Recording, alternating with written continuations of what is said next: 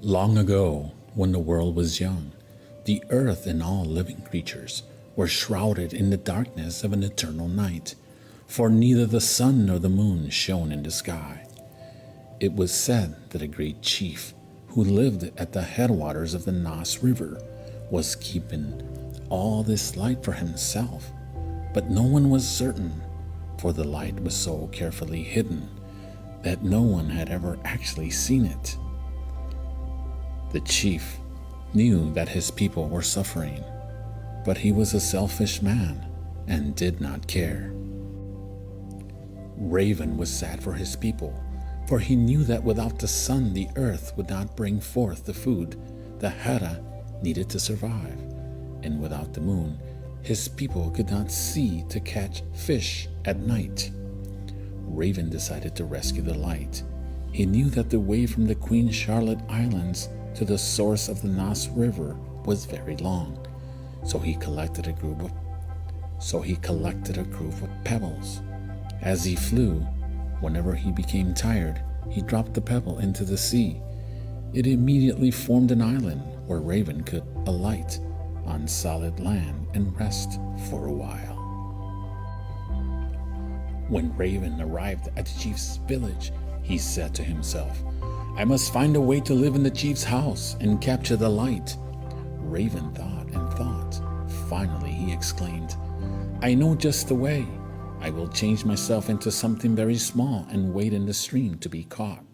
So Raven transformed himself into a seed and floated on the surface of the nearby stream. When the chief's daughter came to draw water, Raven was ready. No matter how she tried to drink some of the water, the seed was always in her way. Finally, she got tired of trying to remove it, and she drank it along with the water. The woman became pregnant, and in time she gave birth to a son who was Raven in disguise. The chief loved his grandson, and whatever the child wanted, his grandfather gave him. As the boy crawled, he noticed many bags hanging on the walls of the lodge.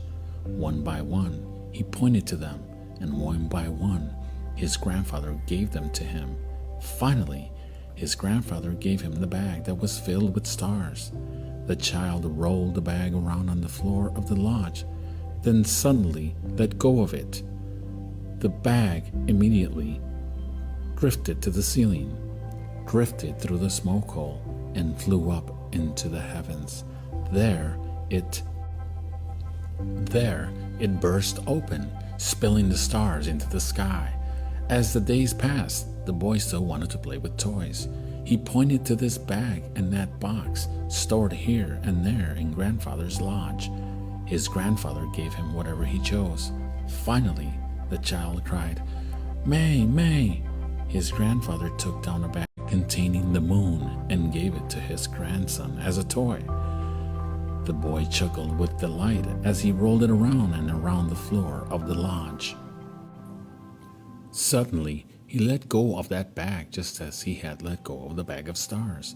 The bag immediately rose to the ceiling, drifted through the smoke hole, and flew up into the heavens. There it burst open, spilling the moon into the sky. The boy continued to play with the bag after bag and box after box until one day he pointed to the last box left in the lodge. His grandfather took him upon his lap and said, "When I open this box, I am giving you the last and dearest of my possessions, the sun. Please take care of it." Then the chief closed the smoke hole and picked up the large wooden box he had kept hidden among other boxes in the shadows of one corner of the lodge. Inside the large box, a second wooden box nestled in the wrappings of a spider's web, and inside that box, a third wooden box. The chief opened box after box until he came to the eighth and smallest of the wooden boxes. As soon as the chief removed the sun from this box, his lodging was flooded with a brilliant light. The child laughed with delight as his grandfather gave him the fiery ball to play with. He rolled the sun around the floor of the lodge, until he got tired of the game and pushed it aside. His grandfather then replaced the sun in its box and replaced the box inside the other 7 boxes. Day after day, Raven and his grandfather repeated this process. Raven would point to the sun's box, play with it until he got tired of it, and then watch as his grandfather put the fairy ball away into its series of boxes. Finally, the day came when the chief was not as careful as usual. He forgot to close the smoke hole, and he no longer watched Raven play with the fairy ball. The child resumed his raven shape, grasped the ball of light in his claws, and flew up through the smoke hole into the sky, traveling in the direction of the river. When he spied people fishing in the dark, he alighted on a tree and said to them, "If you will give me some fish, I will give you some light." At first, they did not believe him. They knew that the light was well hidden and that Raven was often a lazy trickster. However, when Raven raised his wing and showed enough light for them to fish with ease, they gave him part of their catch. Day after day, they repeated this procedure until Raven tired of eating fish. Finally, he lifted his wing, grabbed the sun with both claws, and tossed it high into the sky.